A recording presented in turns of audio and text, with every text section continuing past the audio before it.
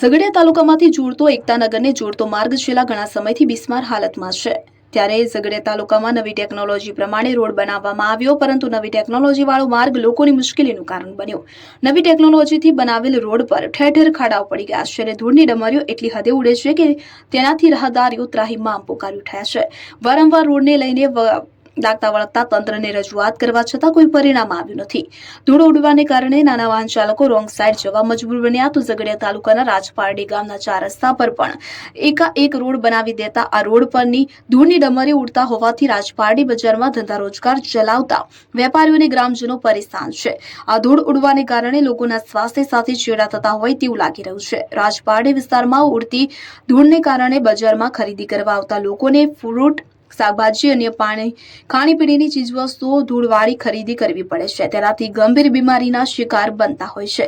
આ બાબતે સ્થાનિક જાગૃત નાગરિકો દ્વારા લાગતા વળગતા તંત્ર અધિકારીઓની યોગ્ય કામગીરી કરવામાં આવે તેવી માંગ સાથે વિરોધ વ્યક્ત કરવામાં આવ્યો હતો। અબ્દુલ રબ ખત્રી, ઉમલ્લા। બંધ કરો, પાણી છાંટો, પાણી છાંટો, બંધ કરો, પાણી છાંટો, પાણી છાંટો, રોડથી બંધ કરો, પાણી છાંટો, પાણી છાંટો, हमारी मांगे पूरी करो, हमारी मांगे पूरी करो, पूरी करो, पूरी करो। जय जोहर का नारा है, भारत देश हमारा है, जय जोहर का नारा है, भारत देश हमारा है। रोडથી બંધ કરો, પાણી છાંટો, પાણી છાંટો।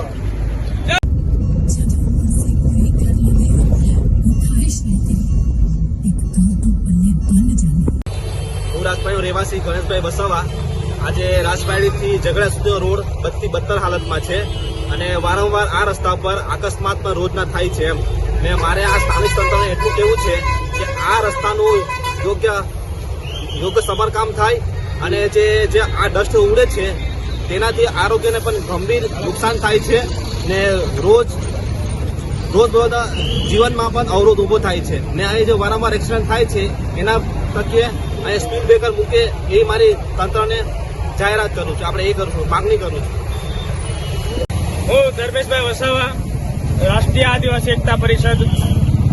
આજ રોજ રાજપારડી ચોકડી ખાતે ભગવાન બિરસા મુંડા પ્રતિમા પાસે જે અમે આ મીડિયા સમર્થ અમે જે ઇન્ટરવ્યુ આપીએ છીએ એ એટલા માટે ઇન્ટરવ્યુ આપીએ છીએ કે અહીંયા જે ચાઇનાનો બનાવટી રસ્તો બનાવ્યો હતો કે તે સરકારે એ બનાવટી રસ્તાનું નામ નિશાન ભોવાઈ ગયું છે ને અહીંયા તમે આપ જોઈ રહ્યા છો બધી સાઈડે ફ્રૂટ માર્કેટ છે, શાકભાજી માર્કેટ છે અને બીજા કલ્યાણની દુકાનો છે, પણ અહીંયા એટલો બધો ડસ્ટ ઉડે કે ના પૂછે વાત। અહીંયા એટલો બધો પંચાયતમાં પણ આવક આવે છે, એ પંચાયતના પૈસાના પણ આ લોકો ઉપયોગ નથી કરતા, જેથી કરીને સરકારને અમારે કેવું છે કે પાણીનો છંટકાવ આખા દિવસમાં 3 વાર પાણીનો છંટકાવ કરાવવો જોઈએ, નહીં તો અમારી વાત જો સ્વીકારવામાં નહીં આવે તો અમે અહીંયા બાબા સાહેબ આંબેડકરના સંવિધાનને સાથે લઈને અમે રસ્તા લોકો આંદોલન પણ કરીશું, એવી અમારે આ સરકારને અને કલેક્ટરશ્રીને અને મામલતદારશ્રીને પણ કહેવું છે। એટલા માટે અમારી વાત તમે સમજી વિચારીને ટૂંક સમયમાં પાણી છંટકાવનું કરાવો અને જે રહેણાંક વસ્તી છે ત્યાં ગાડી માતાપુરા ફાટકથી રાજપારડી ચોકડી સુધી અને રાજપારડી ચોકડીથી ઠેક સહયોગ હોટલ સુધીનો આ પાણીનો છંટકાવ કરાવવો જોઈએ, એ આખા દેશમાં 3 વાર કરાવવો જોઈએ, એવી મારી આ સરકારની રજૂઆત છે। જય આદિવાસી, જય જોહાર।